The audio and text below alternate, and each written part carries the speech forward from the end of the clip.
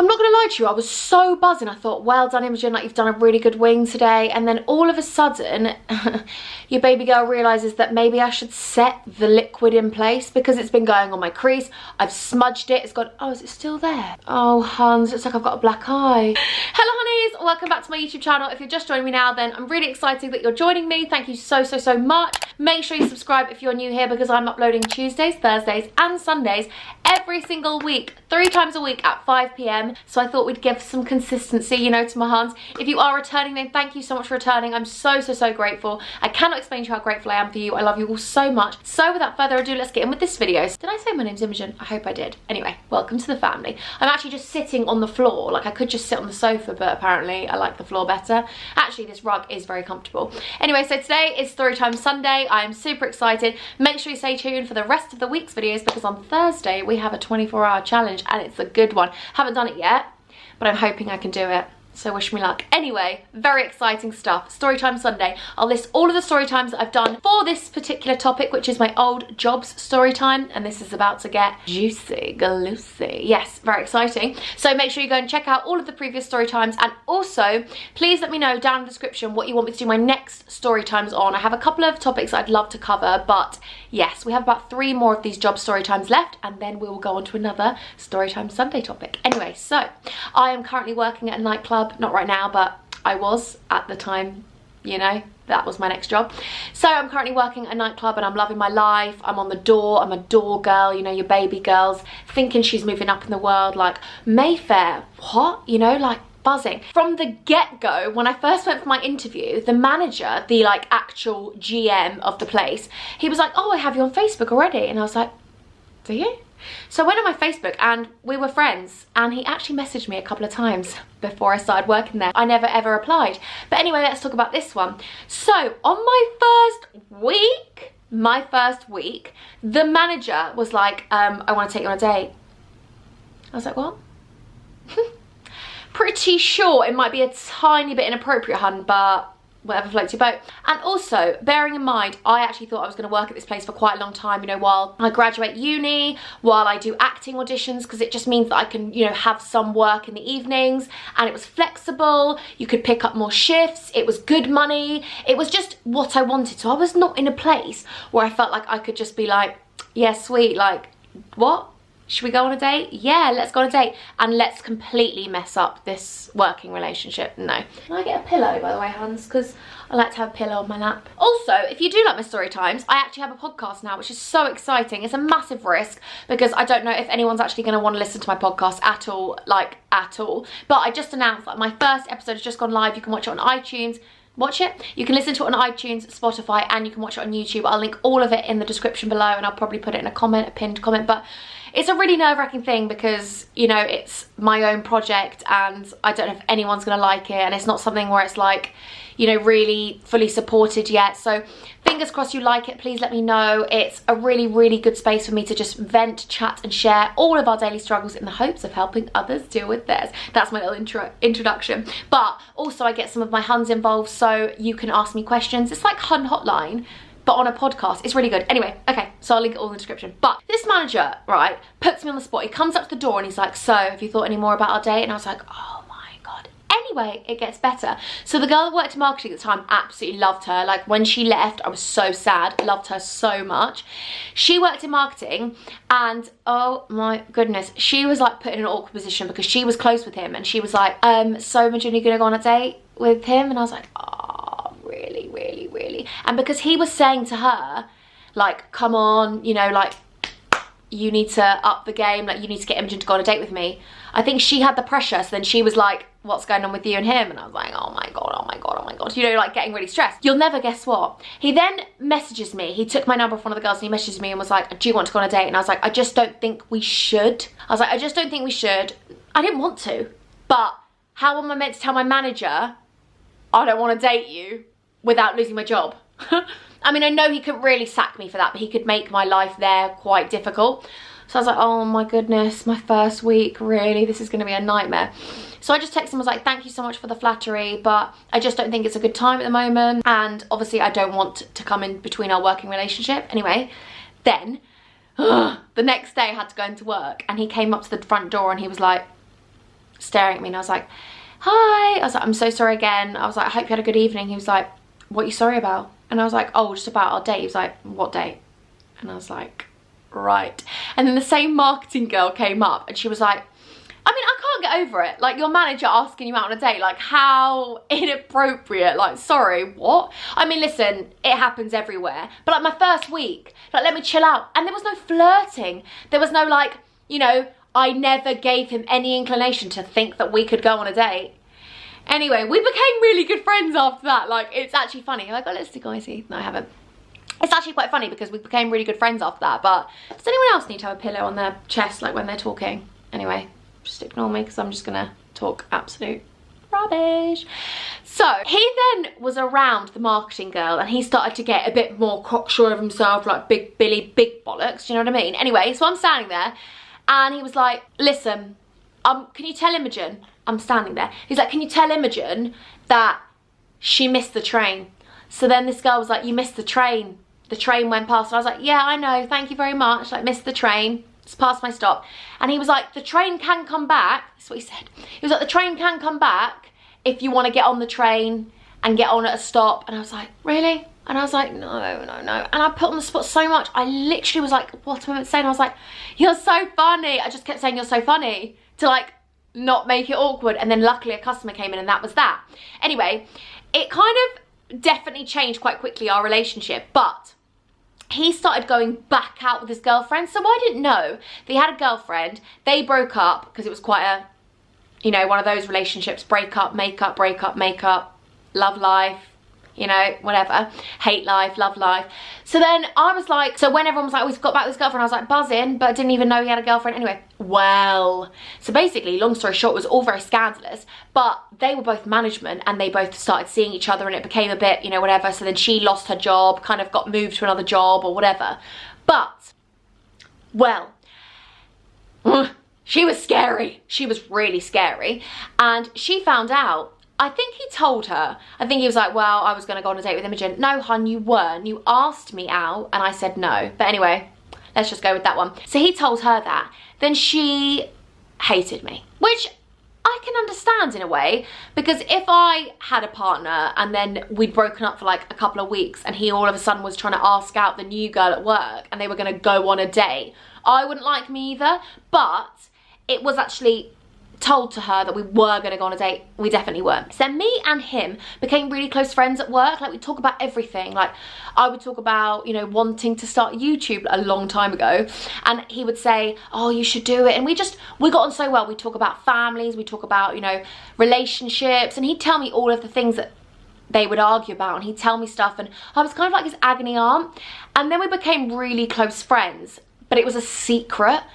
It was very much a secret friendship, and I don't know about anyone else, but I've had things where I've been a secret partner before, and it is actually horrible. And that is something I really want to do a story time actually on, being a secret, like having to be something which someone needs to hide. And it was just horrible, and it really brought up a lot of things that my ex kind of did to me. I know it was a friendship, but it was really different. And when I was friends with him, I was like, oh God, I hate being a secret friend. Like, am I a really bad person that you'd need to keep me a secret? Anyway, long story short, she ended up kind of thinking that we were getting a bit too close one night because she didn't tell him she was coming in.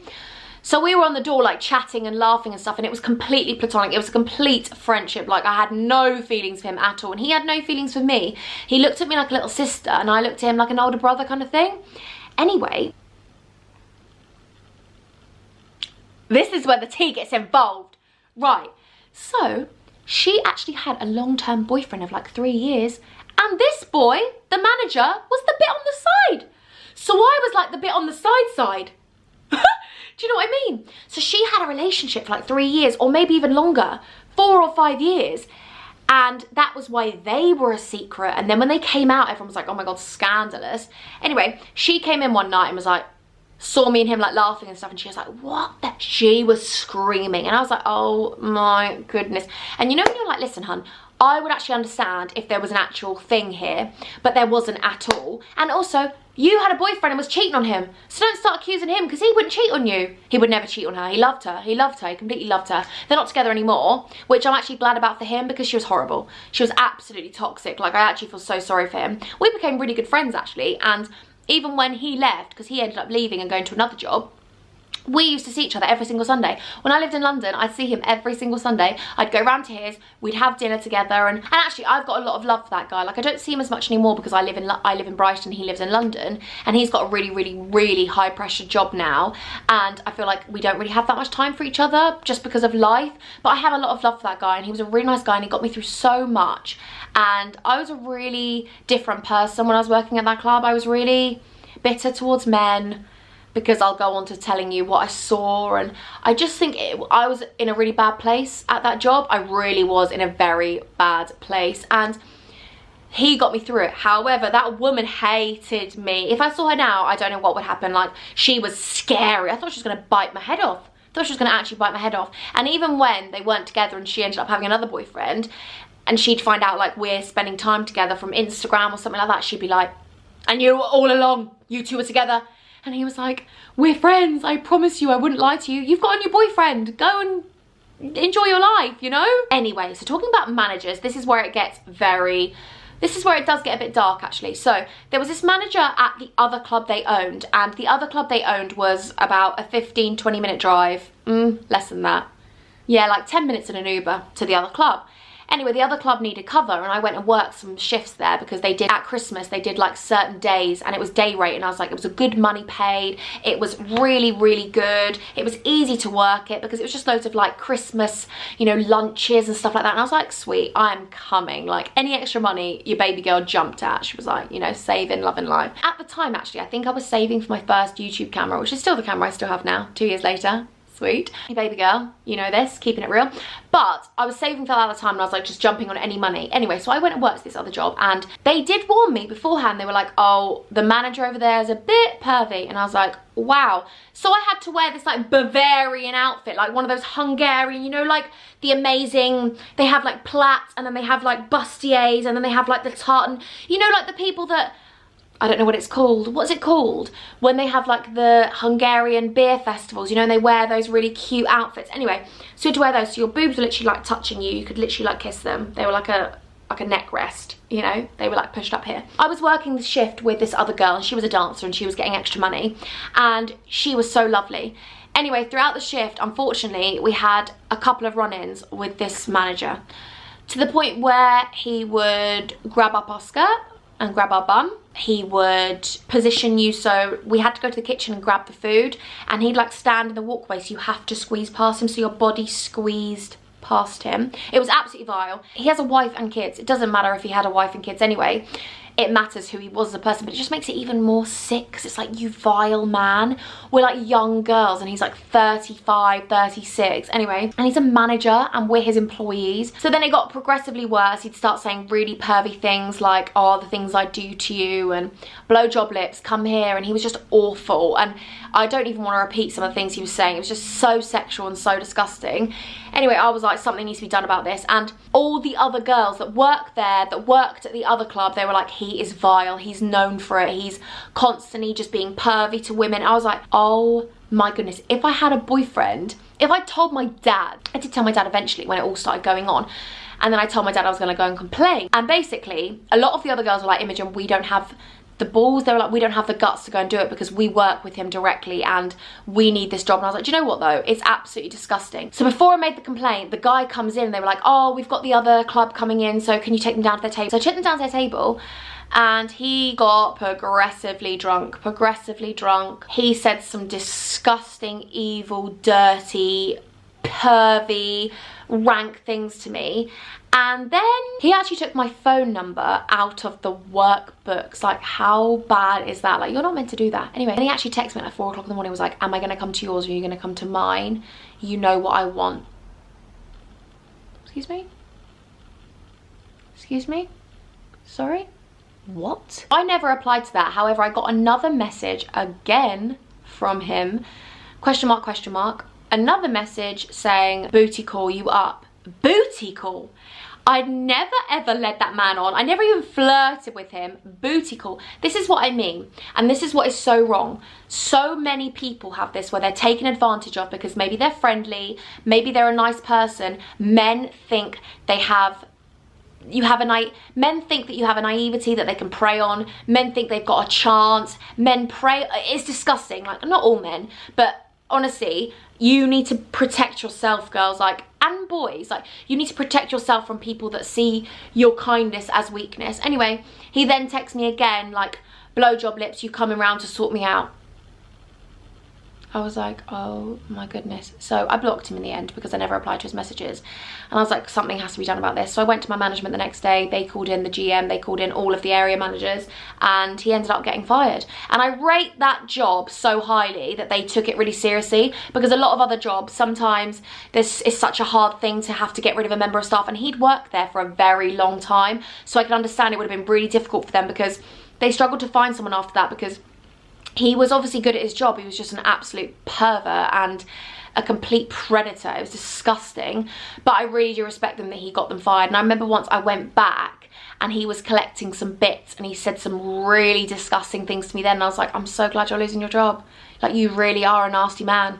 Like, I didn't say this to him because I was too scared of him. I just thought, oh my God, like, I don't know, what if he found out where I live from the workbooks? Like, I was scared all the time for a long time when he lost his job, because I thought, would he like come to my flat where I was living? Oh, it was just horrible. But yeah, just wanted to tell you about that manager, and also tell you that I've got some random hair just sticking up. Then I want to tell you one more story time just before I end this little, I don't even know what this is. I'm just telling you about little things that happened. But the next story time, I'm going to tell you about men in that environment and things that I saw, and you know, just bad things that I guess made me very cold-hearted towards men. I thought that I was never going to find love again, but I'll tell you about that. So basically, there was this waiter, and he was French, and I could tell from the get-go he didn't like me. He didn't like me because I wore quite revealing stuff, and he'd make it he's very opinionated, and and when you meet him, you know if he doesn't like you or not, because he'd literally basically say it to you.